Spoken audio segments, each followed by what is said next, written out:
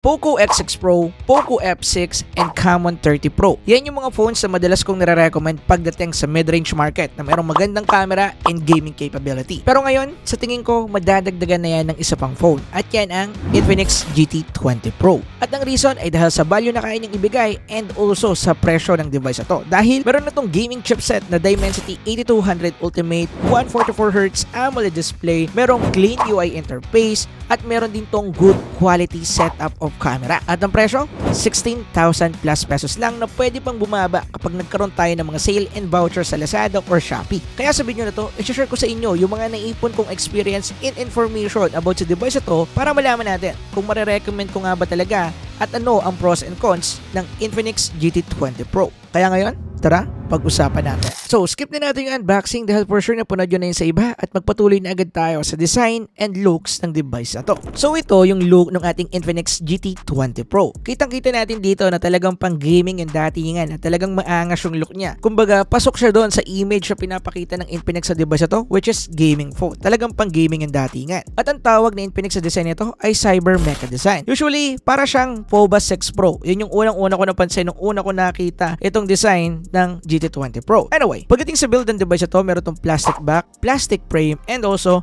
glass front. At kung pupunta tayo sa likod ng part nito, halatang-halata naman na ito ay glossy finish, kaya asahan na ninyo kapara ko ay na talagang didikit yung fingerprint natin dito kung gagamitin natin siya ng walang case. Ganun pa man, for sure na anticipate na yan ni Infinix dahil meron siyang pinartner dito na case na talagang maganda yung dating dahil mapapakita pa rin naman yung design ng likod, lalo na yung RGB light ng device ito. And speaking of RGB light, meron na nga pala itong mini RGB light na merong 8 different color pattern at tinatawag to na LED loop design. At kung gagamitin or i-activate natin itong LED light na to, pwede siyang mag-interact sa mga major features ng device natin, kagaya na lang ng incoming calls, notification, charging, and also music. Pero nyari po itong tinatawag na party mode na kung saan automatic na gagana lang kapara ko yung ating light habang ginagamit natin siya. Yun nga lang, syempre, mas makakapag-consume to ng battery ng device natin. Anyway, pagdating sa light projection, meron tong 4 na mode. Una, meron tong breathe mode at ito yung itsura niya. Pangalawa, meron naman tong meteor mode at ito naman yung itsura niya.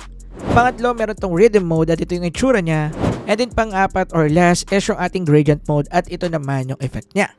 By the way, linawin ko lang mga kapara ko, meron kasi tayong mga napanood na review sa ibang bansa na pwede tayo maglagay ng gaming radiator dito sa phone case ng Infinix GT20 Pro. But sad to say, regular case lang po yung meron sa box neto and meron po silang customized sa case para sa trabaho ng gaming radiator or para dun sa cooling system neto. So as of now, hindi ko alam kung ano yung reason ni Infinix para dito. Ewan ko kung marketing scheme ba to or what.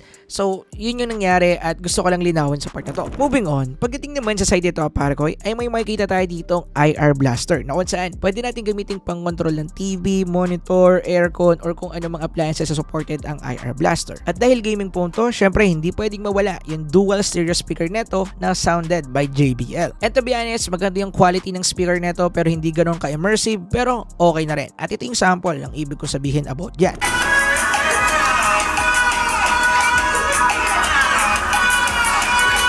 Moving on, madami mang mga bago na nadagdag dito sa Infinix GT20 Pro. Meron ding mga bagay na nawala dito. Unang-una, yung SD card slot natin. Wala na po tayong expandable storage slot dito. Kaya mas maganda na kunin nyo yung pinaka-highest variant which is 256 at yun din naman talaga yung main variant neto. Pangalawa and last natin, wala na rin po itong audio jack which is medyo sad dahil isa nga itong gaming phone market pero wala na siyang 3.5mm audio jack. Medyo ekas yun pagdating sa mga gamers out there. Okay, i-end na natin or enough na tayo dyan pagdating sa kanyang physical aspect or yung dating and mga bagong features na meron to. Ngayon, pag-usapan natin yung pinaka-main reason kung bakit ka bibili ng GT20 Pro at yan yung kanyang performance. Unahin na natin yung interesting software na ginamit dito. Dahil ginamitin to ng XOS for GT variant only at ito ay based sa Android 14 mga kapara ko. At bakit naging interesting tong UI na ginamit dito? Dahil malinis kapara ko yung interface ng UI ng XOS for GT version. Kaya maaasahan natin na yung operating system sa GT series ng Infinix ay talagang zero bloatware or almost zero bloatware yung makukuha natin dito. At ang isa pa sa nagustuhan ko dito ay yung kanilang software support update. Dahil confirm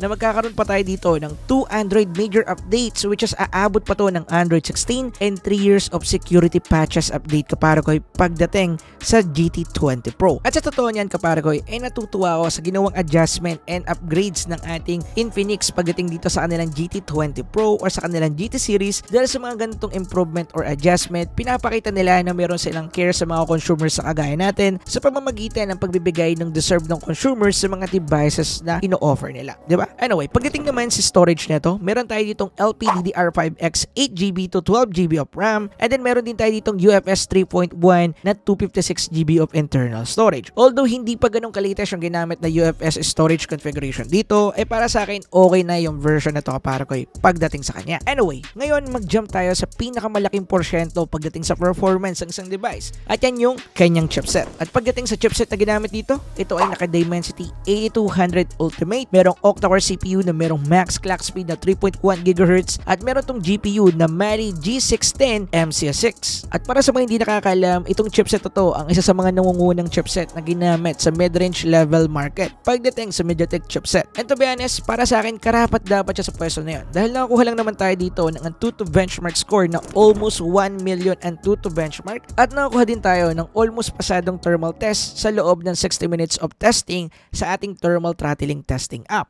Dahil kung i-check natin yung graph neto, medyo may mga discrepancies at medyo mataas talaga yung kanilang pagitan pagdating dito sa graph. Pero kagaya lagi na sinasabi ko, expectation setter lang naman itong mga to, dahil malalaman talaga natin yung pinaka-performance ng isang device kung gagamitin natin siya sa actual usage. At yun yung ating gaming test. Nga pala mga kapare ko, meron nga din pala itong built-in game booster which is tinatawag na X Arena. And then yung mga boosting functions na meron dito is yung mga common lang din naman na nakikita natin, pero may mga nadagdag din na bago. Unang-una sa common, nandito pa rin yung ating power saving, equilibrium mode, at saka yung ating performance mode. So dito sa part na to, hindi na naman to bago sa atin. Mamimili lang tayo dito kung ano yung gusto mong performance level na ibibigay ng ating chipset pagdating dito. Maganda tong function na to dahil hindi naman madalas naglalaro tayo ng mga heavy game. Dahil sometimes naglalaro lang tayo dito ng mga common game, which is pwede nating baguhin yung ating clock speed para doon or yung performance ng chipset natin sa game na yon, which is nice. Anyway, pagdating naman sa mga bagong functions, unang-una nandito yung ating esports mode, super boost, ultra frame rate, HDR graphics, smart cooling while gaming, off-screen gaming, sport grade control, at saka yung ating touch sensitivity. Pero yung pinakamahalaga ditong function kapare ko is yung ating bypass charging. Nandito na yan dahil may bypass charging feature po itong ating GT20 Pro. So hindi ko na rin masyadong i-explain yung iba pang gaming functions neto. Siguro gagawa na lang ako ng separate video pagdating dito para hindi kayo malito. And also gagawa nga rin pala tayo dito ng extreme gaming test para makita natin kung ano nga ba talaga yung kayang gawin ng device ito pagdating sa iba't ibang mga heavy games na madalas nating nilalaro. Kaya antayin nyo yan. Ipapublish din agad natin yan after ng video na to. But anyway, now let's proceed sa ating gaming test. So, unang-una nating nalaro dito para ko is itong Genshin Impact. Sinetup natin siya sa highest graphical preset settings at 60 FPS. At nga pala, naka-performance mode tayo dito para ko sa ating game booster. And also sa lahat ng game nga pala na ipapakita ko dito sa gaming test natin, ay naka-performance mode din sa X Arena. Anyway, pagdating sa gaming capability na itong device ito dito sa Genshin Impact, ay okay na okay naman. Playable na playable to pagdating dito sa Genshin Impact. Nakakuha tayo dito ng 60 FPS pero usually hindi yan maintain. Dahil yung pinaka-maintain FPS na nakuha natin dito sa ating Genshin Impact sa paglalaro dito sa GT20 Pro is nasa 40 and 37 FPS. Usually pumapalo siya ng 40, 45, 50 ganyan. So hindi siya stable pero naglalaro yung FPS niya sa 45 at saka 50 and then nagmi-maintain sa 30 plus and 45 FPS. So yun yung pinaka-maintaining point niya pagdating dito. Graphics wise maganda dahil nga naka ultra graphics or naka highest graphical preset settings sa tayo dito. Pero pagdating sa kanyang sustainability para sa performance sa pinapakita niya dito ay okay na okay din. Ang totoo niya, nagpapaglaro ako dito ng almost 35 minutes sa pagtatapos ng mission or daily mission ng Genshin Impact natin at ito yung nakuha nating temperature sa kanya. Pumalo lang naman po ito ng 46 to 47 degree Celsius pagdating dito sa Genshin Impact. So isa yun sa pinakamataas sa temperature na natala ko sa isang game, lalo na kay Genshin Impact kasi natural talaga na iinit yung device natin pagdating sa game na to. Pero yung 47 degrees Celsius hindi na yun masyadong acceptable pagdating sa temperature niya. Nga pala para sa mga tao dyan na gamer ng iba't ibang game na hindi natin nasama dito sa ating gaming test na ginagawa ngayon sa full video natin, pwede nyo bang i-comment yan dyan sa comment section at ilalagay natin yan sa gagawin nating extreme gaming test pagdating dito sa Infinix GT20 Pro. And anyway, ganun pa man na nakukuha tayo ng mataas sa temperature pagdating dito sa Genshin Impact game, hindi naman to nagkaroon ng thermal throttling or biglang pagbagsak ng performance or pagre-restart ng device natin. And actually, habang naglalaro ako dito, hindi ko siya napipil na mainit. Sakto lang, medyo warm yung device dahil nga naka-plastic finish to. And then, pagdating naman dito, ay pwede natin itong solusyonan gamit ang mga gaming radiator or phone coolers. So, nakakapagpa-cool down talaga yung kaparagoy ng ating mga devices kapag maglalaro tayo. So, syempre, hindi pwedeng mawala ang Mobile Legends. Yung supported setting siya dito is ultra graphics and ultra frame rate. At pagdating sa kanyang gaming capability kaparagoy, ay okay na okay yung gameplay natin dito. And sa totoo niyan, hindi na ako nabigla sa performance sa kayang ibigay ng device ito sa MLBB dahil una, partner po nila ang MLBB ngayon sa MPL. At alam ko ito yung gagamitin nila ng smartphone sa mga tournaments. Not sure kung all around pero for sure isa to sa gagamitin nila. Pangalawang reason ay hindi naman ganun kabigatin tong MLBB kaya pagdating sa kanyang performance dito ay smooth na smooth lang. Although yung FPS natin ay hindi nagmi-maintain ng 120 FPS na as in totally maintain pero decent yung performance niya dito dahil kung bababa man yung FPS nito nasa 115, 116 so ibig sabihin nasa 100 yung average frame FPS niya dito which is considered as super duper good pagdating sa MLBB dahil nga hindi naman kabigatan at ang need natin dito is consistency not yung higher frame rate which is pagdating dito goods tayo pagdating sa MLBB. So after ng one game kaparagoy ay natapos na tayo at ang nakuha nating temperature ay naglalaro ng 41 to 42 degrees Celsius.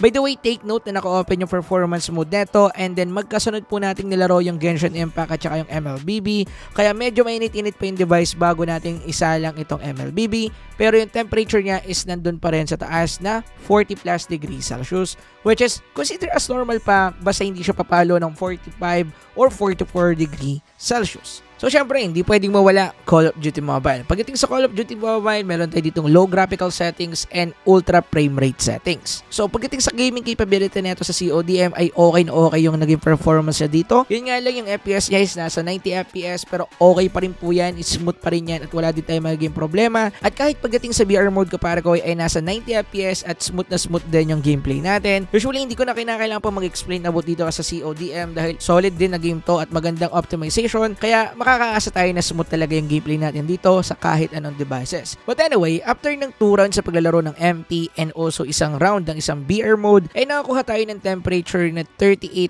to 39 degree Celsius. So ito yung pinakamababa na nakuha kong temperature dun sa tatlong game na tinesting natin ng magkasunod. By the way, kung medyo nabitin kayo sa gaming test natin, don't worry, gagawa tayo ng full gaming test neto at lahat ng mga gusto nyong isama na game natin dyan, ilagay nyo na sa comment section at mamimili tayo nung kaya nating idagdag dito at yun ang lalaroin natin sa mismong gaming test. Anyway, proceed tayo sa iba pang specification ng device na to. At simulan natin yan sa display ng device na to. Again, meron tong 6.78 inch, 144Hz AMOLED display mga kaparagoy. At meron tong screen resolution na Full HD plus 1080p resolution display. At dahil nga naka-AMOLED display to kaparagoy, makikita natin dito yung pagiging deep ng mga dark colors or mga black colors at pagiging bright din ng mga brighten colors. Ang maganda dito ay naka DCI P3 color gamut na 100% na po itong ating screen dahil nga AMOLED display, perfect partner yan dalawang yan. At pagdating naman sa kanyang display quality kaparagoy ay wala naman ako masyadong napansin na pwedeng ipula sa kanya maliban sa pagkakaroon ng common tweak pagdating doon sa color skin tone na pinapanood natin sa YouTube video o kaya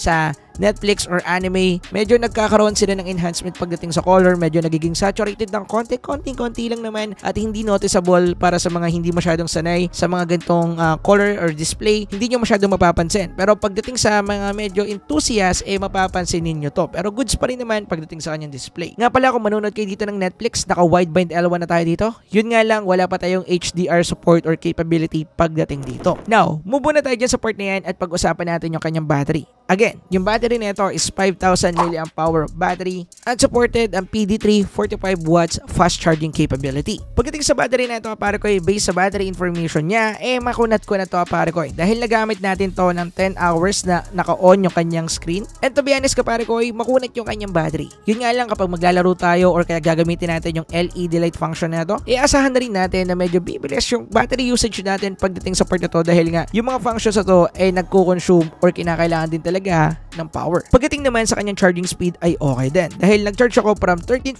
to 83% sa loob ng 45 to 46 minutes. And usually kapare ko ay mabilis na po yan. Hindi kasi ako nagpo-full charge ng cellphone kaya hanggang 80% din talaga or medyo above ng 80% ng bahagya yung charging na lagi kong ginagawa. For sure napapansin nyo yan sa mga video. And now, pag-usapan naman natin yung isa pang function ng device ito, which is yung kanyang camera. Okay, pagdating sa kanyang main camera, meron tayo ditong triple camera setup. Meron tayong 108 megapixel with OIS main camera. Meron tayo ditong macro camera na 2MP at saka depth sensor din na 2MP. At pagdating sa kanilang photo quality ay okay naman. Maganda, vibrant, yung sharpness ng photo ay nandun, yung quality nandun, yung HDR or yung high dynamic range ng ating mismong photo or yung support ng camera neto ay nandun din. Kitang-kita naman natin na maliwanag yung mga photos, hindi siya underexposed at hindi din siya overexposed. Magandang-maganda, yung detail ay nandun. Pero syempre, yung quality neto is just an average device din pagdating sa mid-range level market. Mahalintulad ko siya sa performance ng Poco X6 Pro at medyo malapit-lapit na rin sa quality ng Camon 30 Pro 5G. Ang pinaka nagustuhan ko dito is yung kanyang portrait mode. Maganda yung background separation. Tinalo dito ang Poco X6 Pro kasi halatang digital yung background or bokeh neto. Dito kapare ko, feels natural ng konti pero nandun pa rin yung parang pagka-digital thing ng background niya. Hindi nawawala pero at least goods naman siya. Pagdating naman sa video quality neto kapare ko, meron tayo ditong 4K at 30 and 60 FPS video resolution capability. Pagdating naman sa 4K at 30 FPS, almost the same lang din. Walang masyado pinagkaiba. Shaky na shaky lang din. Pero ang maganda dito, meron tong built-in stabilization mode kahit na wala tong EIS, nasagip siya ng function na to. Dahil gumagana yung kanyang steady mode or yung kanyang stabilization mode sa 4K at 30 FPS at ito yung comparison ng 4K na hindi naka-stabilize at saka yung stabilized version. As you can see, malaki yung difference pero may wobble effect pa rin tayong makikita pagdating dito sa Enhance 1. Meron at meron pa rin yan. Now, pagdating naman sa selfie camera nito, meron tayo ditong 32 megapixel camera at kaya na ito mag-shoot ng 2K at 30 FPS. At pagdating sa quality na nakuha natin mga photo dito, okay na okay naman. Yun nga lang napansin ko na grabe yung pagka-soft ng balat natin. Iniiba nila or ini-enhance talaga nila yung color tone natin and also medyo mas kumikintab yung mukha natin once na nag-take tayo ng photo dito. Hindi siya feels natural, halatang medyo process siya ng konti, para siyang may filter, ganun yung dating pagdating sa akin. Pero para sa iba na hindi masyadong meticuloso pagdating dito sa mga enhancement na ganyan, pwede na rin naman to. Pero para sa akin, sa standard ko, hindi pa siya ganun ka-okay pagdating sa kanyang photo processing sa selfie camera. Pagdating naman sa video capability nito, ito yung sample. Okay naman yung quality niya para sa 2K at 30 FPS. By the way, yan yung max resolution na support pagdating sa video capability na itong front-facing camera niya. Pero asahan nyo pa rin kapara ko yung nabababa pa rin yung video quality nito, lalo na kapag nasa Zoom call or kaya nasa Google Meet tayo or kaya Messenger calls. Now, pros and cons tayo and sagutin natin yung final verdict. Pros neto, unang-una, maganda yung chipset na ginamit dito. Pangalawa, maganda yung display. Pangatlo, yung presyo ng mismong device ito panalong-panalo para sa kanyang performance, para sa kanyang value. Para sa akin, okay na tong mga to. Pagdating naman sa cons neto, unang-una napansin ko wala tong headphone jack kasi isa nga tong gaming phone, so medyo big deal to para sa mga gamers out there. Pangalawang cons ko yung kanyang thermal. By the way, nung nag-testing ako ng gaming test na yun, naka-open po yung aircon natin at nasa 28 degrees Celsius lang yung kwarto noon at medyo pumalo pa rin siya ng ganong kataas. Medyo alarming yun ng konti. 47 degrees Celsius is not a joke temperature. Okay, sana kung 43 o 44 may intindihan pa yan. But 47 degrees Celsius is hindi ganon ka okay. Pero ang malupit dyan, pwede natin tong gamitan ng phone cooler dahil hindi naman siya nagkaroon ng thermal throttling problem. Ibig sabihin hindi siya nag-restart o hindi bumagsak yung performance niya. Meaning maganda yung tolerance ng Dimensity 8200 Ultimate kaya goods na goods ito para sa akin. So pangatlo para ko and last wala po itong internal or expandable storage slot. Meaning wala tayong choice kung hindi piliin yung 256GB variant ng unit na to. And for my final verdict para ko para sa gaming capability, functions and also specs sa kayang ibigay ng device ito at syempre yung kanyang presyo syempre mare-recommend ko para ko itong phone na to. Kaya asahan ninyo kung may mga magtatanong dyan kung ano yung magandang mid-range level phone sa pwede kong i-recommend, isama na ninyo itong Infinix GT20 Pro sa mga maaari kong sabihin pagdating sa comment section. Lalo na sa presyo na meron siya na 16,000 plus pesos. And knowing Infinix ka para ko for sure magkakaroon niya ng sale. At kung hindi ako nagkakamali, may nakita akong information galing kay Kotman na magkakaroon to ng sale ng 13,999 pesos o 14,000 pesos. Kung mabibili nyo to sa ganung presyo, definitely isa na to sa pinakasulit na phone na pwede nyong mabili ngayong 2024. I hope mabili nyo sa kanyang sale price or kaya antayin nyo na lang sa Pasko or antayin nyo na lang sa mga month events. For sure magkakaroon at magkakaroon pa rin yan. Anyway, dito ko natatapusin yung video video. Pero kung gusto nyo pang manood ng mga reviews natin about sa 20,000 to 15,000 pesos budget na mga mid-range level phone, panoodin nyo yung isang video dito sa dalawang to. Maganda yan mga kapare ko. Anyway, yun lang. Maraming salamat. Peace out.